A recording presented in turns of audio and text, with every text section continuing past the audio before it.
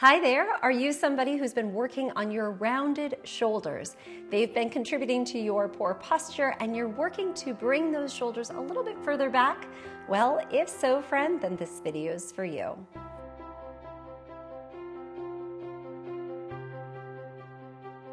Hi there, my name is Morgan Brysden and I'm the creator of Center Studio, where I teach people skills to feel more comfortable more often. As in, every day you'll learn things that you can apply in your everyday life that hopefully make you breathe easier, move easier, and just ultimately feel better in your body. If you enjoyed today's content, friend, I hope you'll do me a favor and hit that subscribe button. Also the notification bell, that lets you know anytime I upload another video, which happens to be every single week, and you'll be able to know about that. Now, in today's video, I wanted to talk with you about this idea of preventing your shoulders from becoming engaged in the activity. I'm assuming many of you have already watched the video I posted last week, and if you haven't already, friend, I'll be sure to link to that in the comments below for you. And that idea last week was really this idea of awareness. When are your shoulders being activated? Those shoulders want to help with the activity, and we're really stopping and saying no. This week, I'm focusing in on the concept of inhibition, and it's Alexander Technique Teacher's ways of saying, let's pause and not do something that we would normally do unconsciously, because I know now with awareness, chances are I'm doing that. So we say inhibit to do something else. We're really talking about preventing a habit from being started. So you can think about it as a pause. I notice something and I'm like, no, I don't want to do that. So it's that moment where you just step back and you say, okay, I'm not going to do what I normally do.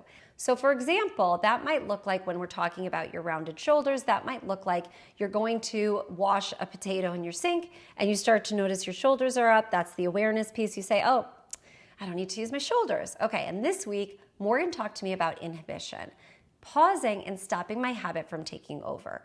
Now that looks like I will go to wash some of my lettuce for my salad, and I'm gonna see, can I wash my lettuce without engaging my shoulders?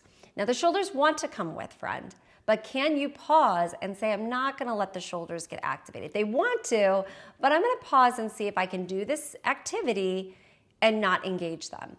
Another example might be that you go to your keyboard and you notice, oh, my shoulders are up again. Okay, well now I'm gonna close my laptop, I'm gonna open it again and see if I can open it and go to my keys without engaging my shoulders. So you add that moment after the awareness piece of let me try to do it, but not allowing my shoulders to become activated. All right, next week I'm gonna go in a little deeper and add another layer on of how you can implement and practice this so that hopefully you have a new way of using your fingers, your arms, your hands in a way that's not always pulling those shoulders forward. Because again, the forward shoulder roll here often contributes to a lot of people's complaints about poor posture, and really it's just because our shoulders are so eager to help us with all that we do. So I'd love for you to explore on your own this idea, this concept of inhibition. Now, I hope you enjoyed today's video, friend. And of course, as always, if you did, be sure to hit that like button and subscribe and comment below if you haven't already. I'd love to hear from you. Until next time, take care. Ciao.